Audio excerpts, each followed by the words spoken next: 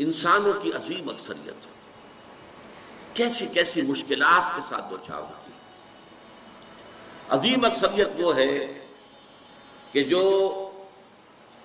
کمر توڑ دینے والی مشقت کرنے کے باوجود 2 وقت پیٹ بھر کر کھانا نہیں کھا سکتے، جن کے بچوں کو علاج کی سہولت میسر ہے، مشقت، محنت، تکلیف، نہ صرف محنت و مشقت، محنت و مشقت کے اعتبار سے تو ہم یہ کہہ سکتے ہیں کہ انسان بھی لدو اونٹ کے مانند ہے یا کولو کے بیل کے مانند ہے، لیکن حیوان اور انسان میں اس اعتبار سے بڑا فرق ہے۔ انسان میں احساسات، رنج، غم، صدمہ، کسی جانور کا بچہ جب جوان ہو گیا اس کے بعد وہ جانے اس کی زندگی علیحدہ ہے، والدین کی علیحدہ ہے، والدین بھی پتہ نہیں کوئی ان کا جوڑا ہے کہ نہیں مستقل، لیکن یہاں کیا ہوتا ہے؟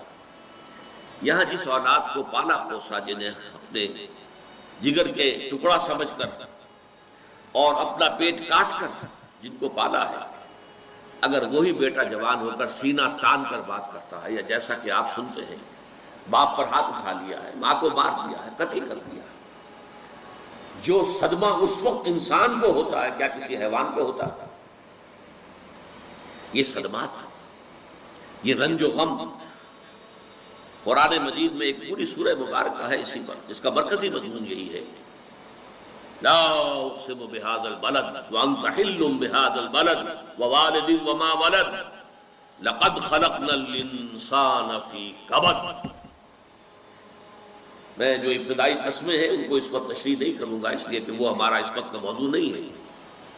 جس پر قسمیں کھائیں اللہ نے 3، لا اقسم بهذا البلد وانت حل بهذا البلد ووالد وما ولد، 3 قسمیں کھا کر بات کیا کہی؟ ہم نے انسان کو محنت اور مشقت ہی میں پیدا کیا ہے۔ محنت اور مشقت ہر انسان کا مقدر ہے۔ عام طور پر سمجھا یہ جاتا ہے کہ غریب لوگوں کے لیے یہ معاملہ ہے، نہیں، اصل میں محنت اور مشقت کی شکلیں مختلف ہیں۔ کوئی شخص دفتر میں بیٹھا ہوا مشقت کر رہا ہے، کسی کی ذہنی مشقت زیادہ ہے، کسی کی جسمانی مشقت زیادہ ہے۔ یہ جسمانی مشقت والا جو ہے تھک ہار کر رات کو سوتا ہے تو صبح کی خبر لائے گا، وہ پوری طرح ٹانگیں پھیلا کر سوتا ہے۔ اور یہ جو ذہنی مشقت کرنے والے ہیں، لمبی لمبی کاروں میں چلنے والے اور بڑے بڑے محلوں میں رہنے والے، ایئر کنڈیشنڈ آفیسز اور بنگلوں میں رہنے والے، ان کی راتوں کی نیند حرام ہو جاتی ہے۔ ان کو جو مسائل درپیش ہوتے ہیں، انہیں جو صدمے ہوتے ہیں، انہیں جو فرسٹریشنز ہوتی ہیں، یہ نقصان ہو گیا ہے، یہ معاملہ ہو گیا ہے، فلاں نے یہ کر دیا ہے، فلاں پرابلم پیدا ہو گیا ہے، یہ ساری چیزیں جو ہیں یہ اس غریب مزدور کے لیے نہیں ہوتی۔ آپ کو معلوم ہے ہپنوٹکس کی ضرورت جو ہے انہی عمرا کو ہوتی ہے، سیڈیٹیوز کی ضرورت انہی کو ہوتی ہے، ٹرینکولائزرز انہی کو چاہیے، انہیں نرم گدیلوں کے اوپر نیند نہیں آتی۔ تو مشقت اور محنت ہر ایک کے لیے ہے۔ صدمہ، غالب نے بہت خوب کہا تھا، قید حیات و بند غم اصل میں دونوں ایک ہیں۔ موت سے پہلے آدمی غم سے نجات پائے کیوں؟ یہ انسان کا مقدر ہے، یہ تو ہو کر رہنے والی شے ہے۔ غم تو رہے گا، صدمہ رہے گا۔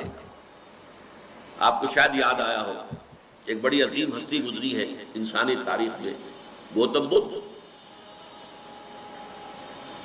کپل وستو کا شہزادہ، at the prime of his youth, 30 برس کی عمر، اس نے مشاہدہ کیا لوگوں کو، لوگ دکھوں میں ہیں، لوگوں کے لیے مصیبتیں ہیں، لوگوں کے لیے تکلیفیں ہیں۔ ایک اندھا آدمی دیکھا اس نے چلتا ہوا جو ٹھوکر کھا کے گرا اس کے نگاہوں کے سامنے، اس نے سوچا یہ کیا ہو رہا ہے، کیوں ہے یہ اندھا کیوں ہے؟ کسی کو اندھا پیدا کر دیا جاتا ہے پیدائش کے اندر، کسی والدین کے سامنے اس کو بچہ جو ہے دم توڑ رہا ہے کچھ نہیں کر سکتے، ٹک ٹک دیدم دم نہ کشیدم، جا رہا ہے تمہارے ہاتھوں میں سے، نکل رہا ہے، جا رہا ہے۔ قرآن مجید میں بھی سورہ واقعہ میں قسم کھائی گئی ہے، فلولا ان کنتم غیر مدینین ترجعونها ان کنتم صادقین، واپس لے سکتے ہو تو لے لو، موت کے پنجے سے چھڑا لو اگر تمہارے اندر کوئی طاقت ہے۔ نہیں، جا رہا ہے، رو رہے ہیں۔ یہی وجہ ہے کہ پھر وہ اس فکر میں یہ دکھ کیوں ہے انسان کا مقدر، اس کا سبب تلاش کرنے کے لیے پھر اس سے نکلنے کا راستہ کیا ہے۔ اس سے نجات کیسے ہوگی؟ نروان کیسے ملے گا؟ پھر آپ کو معلوم ہے 30 برس کی عمر میں جوانی کا دور، جوان بیوی کو رات کو سوتے ہوئے چھوڑ کر گیا ہے، شیرخوار بچہ چھوڑ کر گیا، محل چھوڑ کر جا کر خاک چھانی ہے، کہاں کہاں پھرا ہے، کن کن رشیوں منیوں کی خدمتیں کی ہیں، کہاں کہاں گیا ہے، کتنا وقت لگایا ہے، کن کن جنگلات جو ہے اس کے خاک چھانی ہے اس نے۔ بہرحال اسے کیا ملا کیا نہیں ملا یہ میں اس سے بحث نہیں کرتا، اس لیے کہ ظاہر بات ہے کہ وہ حضرت مسیح علیہ السلام سے بھی قبل کی شخصیت ہے، اور اکثر لوگوں کی تعلیمات بگڑ گئی۔ حضرت مسیح علیہ السلام کی تعلیمات اگر قرآن مجید ہمیں نہ بتائے تو ہمیں کیسے معلوم ہو کہ ان کی اصل تعلیم کیا تھی؟ عیسائی جس مسیح کو ماننے والے ہیں اس مسیح کو تو ہم نہیں مانتے، اللہ کا بیٹا تو ہم نہیں مانتے، لیکن اگر قرآن مجید واضح نہ کرتا تو ہمیں کیسے معلوم ہوگا؟ اسی طرح گوتم بدھ کے بارے میں جو کچھ کہتے ہیں ان کے ماننے والے، اس کی طرف نہ جائیے، وہ کیا تھا حقیقت میں ہم نہیں جان سکتے، لیکن یہ ضرور ہے کہ اس کے فلسفے کا جو مین تھیم ہے سروم دکھم، all is pain, all is suffering, all is agony، سروم دکھم، درد ہی درد ہے، رنج ہی رنج ہے، غم ہی غم ہے، قید حیات و بند غم اصل میں دونوں ایک ہیں، موت سے پہلے آدمی غم سے نجات پائے گا۔ لیکن اس اعتبار سے اگر آپ غور کریں گے تو چلیے انسان حیوانات کی صف میں آ گیا بس، لیکن نہیں، انسان کی ہیومن ٹریجڈی کا نقطہ عروج بالکل ایک اور ہے۔ مرنے کے بعد پھر اٹھایا جائے گا، پھر جواب طلبی ہوگی، کیا کرتے رہے زندگی بھر؟ تم نے حقیقت کو پہچاننے کی کوشش کی، تم نے حق پر چلنے کی کوشش کی، یا تم نے ظلم کیے، زیادتیاں کی، ناانصافیاں کی؟ آؤ حساب دو۔ حیوان سے یہ محاسبہ نہیں ہے، نباتات اور حیوانات اس سے بری ہے، انسان ہے۔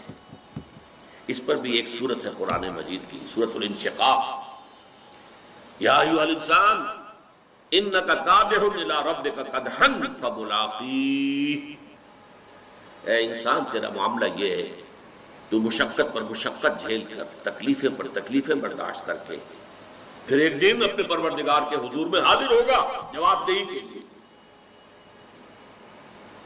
ثم لتحسبن بما تعملون، حضور کی ایک خطبے میں جو الفاظ آتے ہیں، واللہ لتموتن کما تنامون، خدا کی قسم تم سب مرو گے جیسے کہ ہر روز شام کو سو جاتے ہو، رات کو سو جاتے ہو، یہ نیند بھی موت کی بہن ہے۔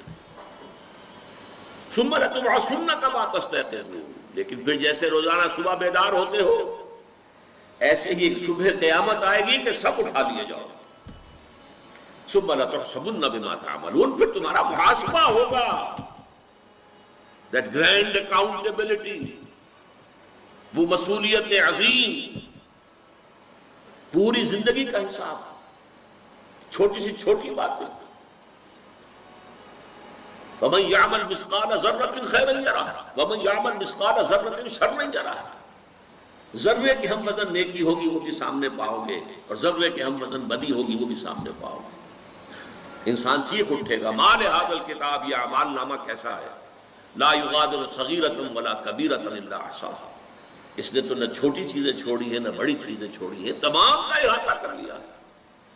وہ محاسبہ ہوگا، اس کے بعد جزا و سزا کے فیصلے ہوں گے، بہت مبارک ہوں گے، خوش قسمت ہوں گے وہ لوگ جو جنت کی طرف بھیج دیے جائیں۔